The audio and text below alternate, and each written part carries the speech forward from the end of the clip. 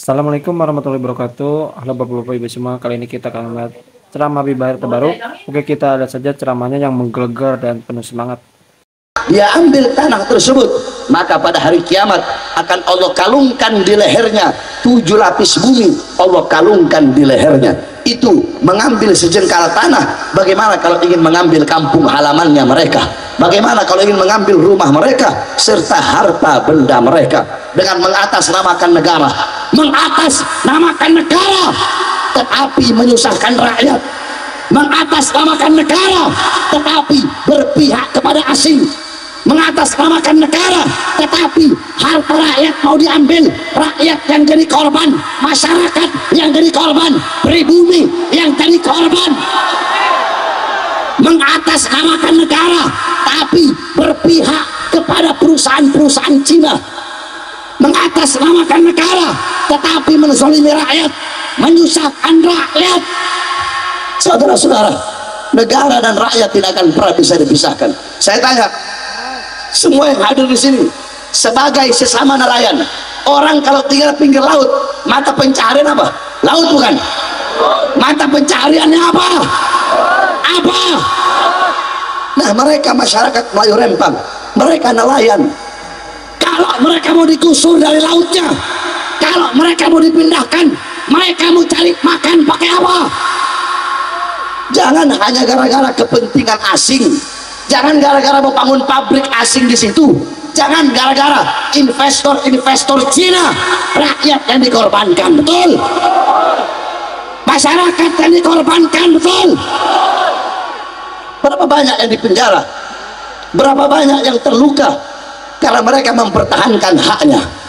Jangan, kalian para pejabat, kalian para aparat, jangan semena-mena sama rakyat, jangan semena-mena kepada masyarakat, jangan sombong sama seragam kalian, jangan sombong sama pangkat dan jabatan kalian. Saya tanya, jawab semua yang keras, gaji mereka dari siapa? Dari siapa? Baju mereka dari siapa? Rumah dinas mereka dari siapa? Dari kami, dari air mata rakyat, dari keringat rakyat, dari darah rakyat. Maka kalian jangan macam-macam dengan rakyat, layani rakyat, jangan kami rakyat, masyarakat kalian bikin seperti binatang, saudara.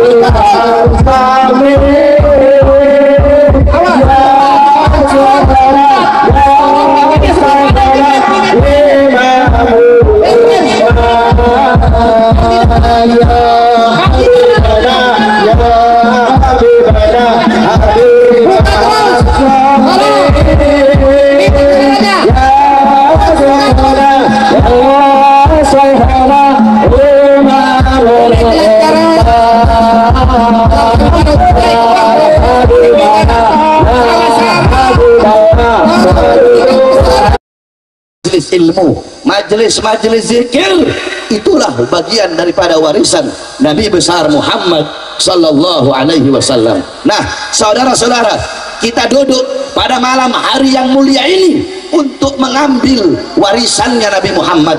Maka setelah saya dan kalian, setelah kita mendapatkan warisannya Nabi, adakah warisan yang lebih mahal? Adakah warisan yang lebih berharga?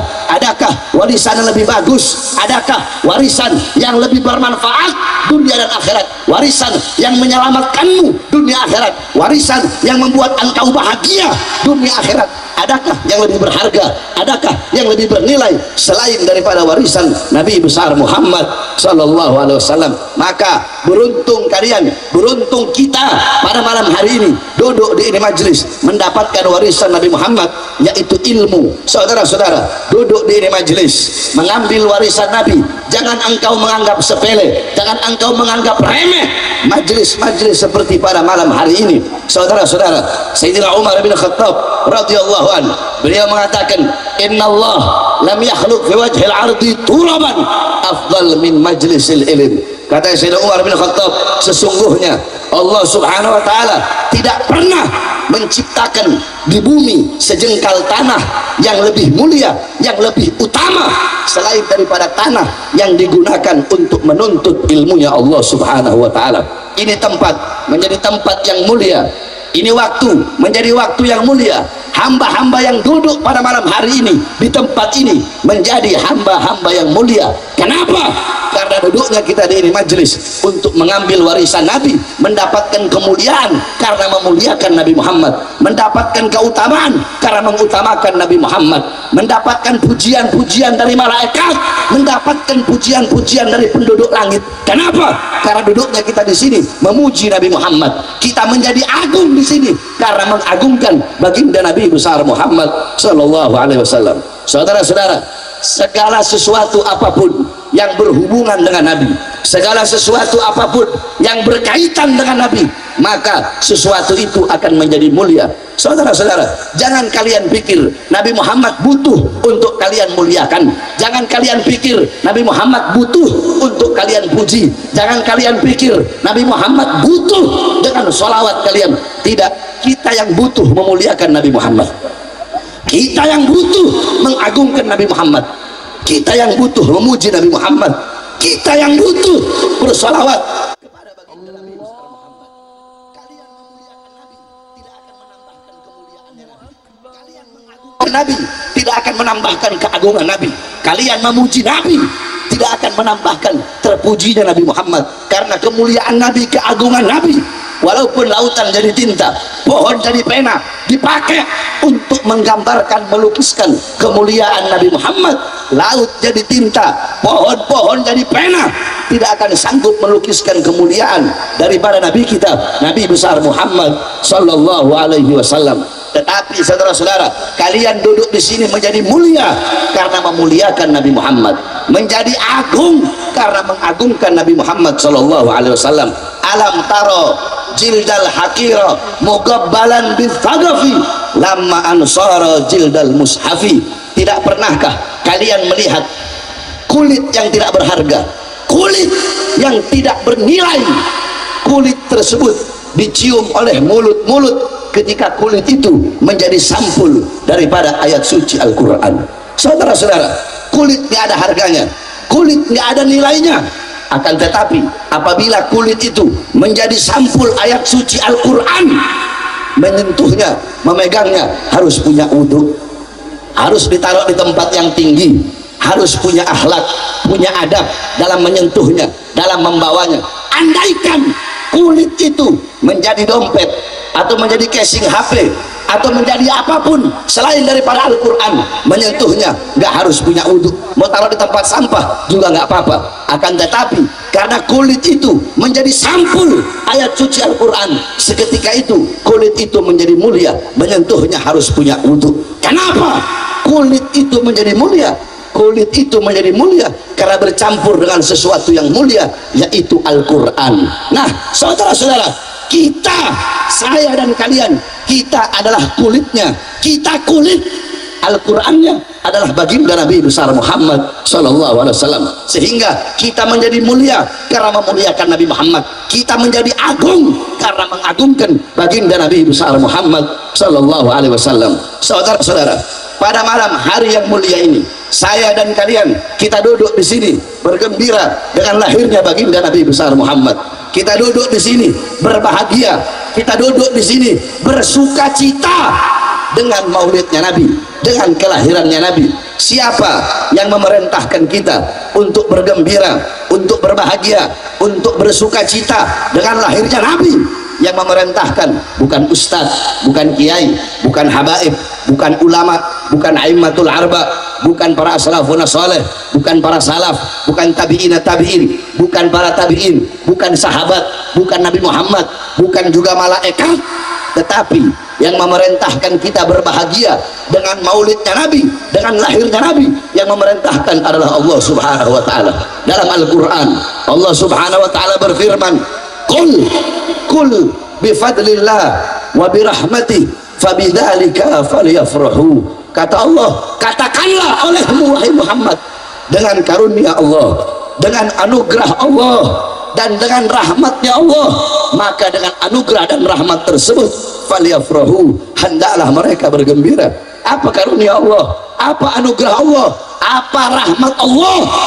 Dalam kitab-kitab tafsir, para ulama mengatakan, dalam kitab tafsir Jami'ul Bayan, Al-Imam Ibnu Jarir At-Tabari, dalam kitab tafsir Ma'alimut Tanzil, Al-Imam Baghawi, dalam kitab tafsir Ad-Durrul Mansur, Tafsir bil Ma'thur, Al-Imam As-Suyuti, dalam kitab tafsir Madarikut Tanzil, Al-Imam An-Nasafi, dalam kitab tafsir Anwarut Tanzil, Al-Imam Baydawi, dalam kitab tafsir Kabir, Al-Imam Ar-Razi, dalam tafsir Jalalain, Al-Imam Jalaluddin Al-Mahalli, dan diteruskan oleh Imam Jalaluddin As-Suyuti, dikatakan anugerah Allah, karunia Allah, ada Islam, ada yang mengatakan iman, ada yang mengatakan Al-Quran, ada yang mengatakan ilmu, ada yang mengatakan akal. Sedangkan rahmat Allah, sebagaimana dalam ayat yang lain Allah berfirman, wa ma arsalnaka illa rahmatan lil alamin. Tidak aku utus engkau wahai Muhammad kecuali engkau adalah rahmat bagi seluruh alam semesta. Maka kata Allah, dengan adanya iman, Islam, ilmu, Al-Quran, akal sebagai karunia Allah, dan dengan adanya Nabi Muhammad sebagai rahmat Allah yang paling besar, rahmat Allah yang paling agung, rahmat Allah yang paling luas, yaitu baginda Nabi besar Muhammad. Saudara-saudara, jikalau kalian bertanya, banyak para ustadz-ustadz, kiai-kiai, habib-habib di panggung-panggung dakwah, di panggung-panggung ceramah, mereka berkata segala puji dan syukur kehadirat Allah atas nikmat yang paling besar, yaitu nikmat iman, yaitu nikmat Islam. Tapi kalau kalian bertanya kepada saya, apa nikmat Allah yang paling besar, apa nikmat Allah yang paling agung? Nikmat Allah yang paling besar bukan iman, bukan Islam, tapi nikmat Allah yang paling besar adalah baginda Nabi besar Muhammad. Sebab kalau bukan karena Nabi Muhammad, tidak akan pernah ada iman, tidak akan pernah ada Islam, tidak akan ada ilmu, tidak akan ada Al-Quran, tidak akan ada itu semua kalau bukan karena diawali dengan adanya baginda Nabi besar Muhammad sallallahu alaihi wasallam. Maka dengan adanya Nabi Muhammad sebagai rahmat Allah yang paling besar, anugerah Allah yang paling besar, nikmat Allah yang paling besar, hendaklah saya, kita semua bergembira, berbahagia, dan bersyukur kepada Allah. Nah, duduknya kita pada malam hari ini dalam perayaan maulid ini sebagai bentuk, sebagai bukti kegembiraan kita, kebahagiaan kita dengan lahirnya Nabi Muhammad jikalau hari raya Idul Fitri engkau berbahagia, jikalau hari raya Idul Adha engkau berbahagia, maka hari raya yang sesuai.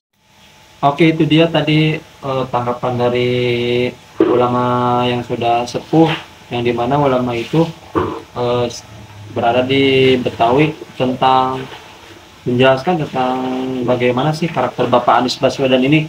Ya kita pun harus tahu, sebelum kita memilih seorang pemimpin, kita harus tahu karakter dari calon presiden itu apakah sifatnya, juga harus tahu kepribadiannya, cara kerja beliau gimana. Jadi intinya kita sudah mengetahui itu tadi Bapak Anies Baswedan seperti itu. Ya kita tinggal menilai aja bagaimana kita perspektif ke depannya, ya, yaitu memilih presiden yang baik dan bisa bertanggung jawab khususnya di 5 tahun ke depan. Oke, itu saja video kali ini. Semoga nanti kita di next video akan membahas lagi seputar tentang capres, khususnya ini di pesta demokrasi ini. Oke, terima kasih. Assalamualaikum warahmatullahi wabarakatuh.